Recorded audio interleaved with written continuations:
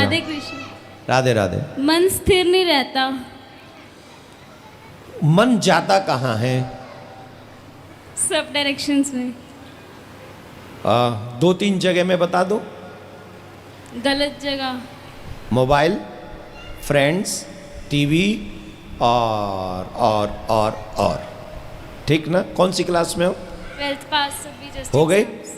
सबसे बहुत ज्यादा जरूरी है, पहले तो इस बच्ची के लिए ताली बजाओ कि ये बात वो बोली। इस बात को बोलने के लिए भी साहस चाहिए, तो इसके लिए थैंक यू सो मच। जो आपका क्वेश्चन और बच्चों के लिए उदाहरण बन सकता है, उनके लिए ज्ञान हो सकता है। अगर आप वाकई अपने ड्रीम को प्राप्त करना चाहते हैं, अपने गोल को प्राप्त करना चाहते हैं, तो सबसे ज़्यादा जरूरी है आप अपने गोल पर फोकस करें। जब तक आप अपने गोल पर फोकस नहीं करेंगे, तब तक आपका गोल आपकी रिस्पेक्ट नहीं करेगा। और आप गोल पे फोकस नहीं कर रहे हैं, आपका फोकस है मोबाइल पे, आपका फोकस है फ्रेंड्स पे। रात के 2-2 बजे तक आप मोबाइल पे चैटिंग कर रहे हैं। माँ बाप को लग रहा है कि बच्चे पढ़ रहे हैं और बच्चे रात में मोबाइल पे चैटिंग कर रहे हैं 2-2 बजे तक। अब जब 2 बजे तक सोएंगे नहीं, सुबह जल्दी उठेंगे नहीं, और अगर रात में जल्दी सोए नहीं, सुबह जल्दी उठे नहीं, तो आपका माइंड फ्रेश नहीं होगा। और अगर आपका माइंड फ्रेश नहीं होगा तो आप लाख अपनी किताब जो यूं रख के बैठे रहो, पढ़ते रहो, सेटल यहां होना है, और ये हाउसफुल है। ये जो माइंड है ये हाउसफुल है ऑलरेडी विचारों से, खाली नहीं है। किन विचारों से? जो रात भर चैटिंग हुई उन विचारों से। उसमें प्रोग्राम जो बने थे ना, मूवी जाएंगे, ये करेंगे, 1 नारियल 2 पाइप चलेगा, तो वो जो सिस्टम सेट हुआ रात भर जो चर्चा हुई है वो यहां सेटल है। ये बात लड़कियों की नहीं, लड़कों की भी है। लड़कों की भी प्रॉब्लम है कि सब याद नहीं रहता। याद कहां से रहेगा? वो चैटिंग के तो एक वर्ड याद है आपको। जो कॉल पे आपके फ्रेंड्स ने कहा, एक शब्द मालूम है कि 11 बजे कहां मिलना है, 12 बजे कहां जाना है, 3:30 बजे कैसे होगा, 5 बजे घर वापस आके झूठ क्या बोलना है। एवरीथिंग आपको याद है, तो उससे आपका दिमाग हाउसफुल है, और उस हाउसफुल के कारण हमारा माइंड सेटअप नहीं है। तो मैं अपने सनातनी बच्चों से हाथ जोड़ के प्रार्थना कर रहा हूं, ध्यान से सुने बच्चे, हाथ जोड़ के प्रार्थना कर रहा हूं, अपने आप को गिराने का प्रयत्न ईमानदारी से जितना करते हो, उससे आधा भी प्रयत्न अगर ईमानदारी से अपने आप को उठाने के लिए करोगे तो जीवन सक्सेस हो जाएगा। और अपने आप को उठाने की चिंता ना हो तो कम से कम अपने माँ बाप को गिराने से तो बचो। इस जीवन में सबसे बड़ा उपकार अगर किसी का है तो वो माँ बाप का है। माँ बाप ने बहुत मेहनत करके, माँ ने 9 महीने पेट में रखा, हमको ढोया है वो, और उस माँ को अगर ये सुनने को मिल जाए कि तुम्हारी बेटी ने ये कर दिया, और उस बाप ने अपनी सारी इच्छाएं मारकर तुम्हारे स्कूल की फीस भरी है, तुम्हारी फेवरेट ड्रेसेस दिलाई हैं, तुम्हारी हर इच्छा पूरी करी है, अगर उस बाप को ये पता चल जाए कि तुम्हारी बेटी के ऐसा हुआ, वो शायद किसी से नजर नहीं मिला पाता। और ये तब होता है जब हम अपने फोकस से भटकते हैं और अपना फोकस हटाकर फ्रेंड्स, मोबाइल, अनाप शनाप इन सब में लगा देते हैं।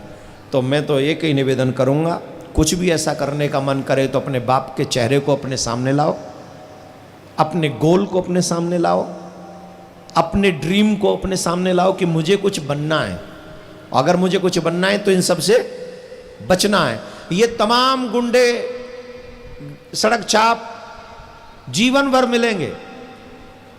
ये जो चॉकलेट और रेड फूल लेके घूम रहे हैं ना आपके पीछे, जीवन भर मिलेंगे। ये तब तक मिलेंगे जब तक जवान हो, लेकिन नहीं मिलेगी तो एजुकेशन जीवन भर नहीं मिलेगी। अगर ये उम्र निकल गई तो फिर तुम्हारे हाथ कुछ नहीं आएगा। और वैसे भी रेड रोज़ तो किसी का सगा हुआ नहीं, तुम्हारा क्या होगा। तो आप सबसे हमारा एक ही निवेदन है, बच्चियों से स्पेशली आप अपने फोकस रखें। और सुबह, हाँ एक और चीज़ सिखा देते आप सबको, बच्चों को, ये बात आप लोग नहीं करते होंगे, जिन जिन को चाहिए कि हमारा पढ़ाई में मन लगे और हमारी बुद्धि अच्छी बनी रहे, चाहते हो आज से ही शुरू कर देना, मतलब आज से नहीं कल से, सुबह से एवरीडे गणेश जी पर दूर्वा चढ़ाओ। दूर्वा समझ गए? नहीं, घास, हरी घास। गणेश जी पर हरी घास माने दूर्वा चढ़ाने से आपको गणेश जी सद्बुद्धि सद्विचार प्रदान करते हैं। आप 41 दिन तक लगातार चढ़ा के देख लो, आपका मन भटकना धीरे धीरे धीरे धीरे शांत हो जाएगा और आप कंट्रोल में आ जाएंगे। लेकिन मांगना है आपको यही, जो आपने अभी ये प्रश्न किया ना, यही चीज गणेश जी से हर दिन मांगनी है दूर्वा चढ़ाते समय, कि मुझे मेरे गोल तक पहुंचा दो, मुझे सदमार्ग पे रखना, मुझे मेरे माँ बाप के सामने रखना, मेरी वजह से मेरे माँ बाप का सम्मान बढ़ना चाहिए। ये 2-3 चीज़ों की लिस्ट बना लो और गणेश जी पे घास ग्रस दूर्वा चढ़ाते समय यही मांग लेना, गणेश जी नित्य, और सूर्य को जल भी चढ़ाना। ठीक है, गॉड ब्लेस यू, धन्यवाद। राधे राधे गुरुजी। राधे श्याम। मेरा प्रश्न ये है कि आजकल की जो जनरेशन है वो वेस्टर्न कल्चर से बहुत ज़्यादा इम्प्रेस हो जाती है बहुत जल्दी। जैसे मेरी जो फ्रेंड्स वगैरह हैं, मेरी एक फ्रेंड है, उसने कहीं से सुना कि जैसे जो धरती पे सबसे पहले जो मनुष्य आए थे वो एडम और ईव थे। तो लेकिन जब मैंने उसे बताया कि ऐसा नहीं है, हमारे सनातन धर्म में हमें ये बताया कि सबसे पहले जो मनुष्य थे वो मनु और शत्रुपा आए थे। तो वो कहती नहीं मैंने तो ये पढ़ा है। मैंने बोला एक बार तो अपने धर्म पे जाके रिसर्च तो कर, तो अपने जाके देख तो सही कि हमारे तो बहुत पहले ही लिखा हुआ था कि मनु और शत्रुपा बहुत पहले ही आ गए थे। लेकिन वो मतलब मेरे को ऐसा समझ नहीं आता कि मैं उन्हें कैसे समझाऊं कि हमारा धर्म बहुत पुराना है, हमें अपने धर्म पे पहले जानना चाहिए और बाद में उनको दूसरों को जाके देखना चाहिए। तुम जीवन भर उन्हें सिखाते रहो, वो नहीं समझेंगे। वो तो कसम खा के बैठे हैं कि हम तो समझेंगे ही नहीं, और वो इतने वचनबद्ध हैं, कट्टर हैं कि वो कभी समझने को तैयार नहीं। वो कभी नहीं समझेंगे, समझना हम ही को है। जब हम हमारे बच्चों को समझा देंगे, जितना भी इस्लाम के विषय में पढ़ा जाता है 1400 साल पुराना है, क्रिश्चियन धर्म के विषय में पढ़ा जाता है वो 2200 साल पुराना है, और सनातन धर्म के विषय में अगर पढ़ोगे 1,99 करोड़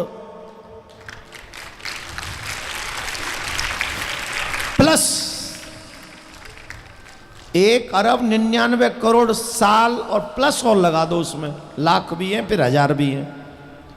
इतने साल पहले तो ये वाला ब्रह्मांड प्रकट हुआ, ये वाला अभी वाला, और ऐसे अनंत ब्रह्मांड है सनातनियों के, समझ रहे हो आप? तो इस वाले ब्रह्मांड में सबसे पहले महाराज मनु, रानी शत्रुपा, और हमारे पास उदाहरण है सबसे पहले नारायण, नारायण की नाभि से कमल, कमल में से ब्रह्मा, ब्रह्मा जी के द्वारा मनु शत्रुपा, और मन शत्रु के द्वारा हम मानव सृष्टि का सृजन हुआ है।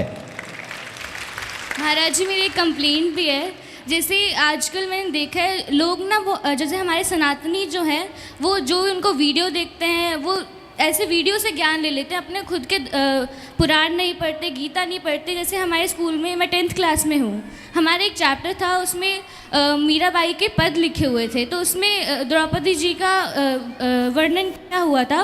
तो उसमें जैसे हमारे स्कूल के जो टीचर थे वो बताए थे कि महाभारत क्यों हुई, क्योंकि द्रौपदी जी ने दुर्योधन को बोल दिया था कि वो अंधे का बेटा अंधा होता है, इसलिए उसे बुरा लगे, इसलिए महाभारत हुई।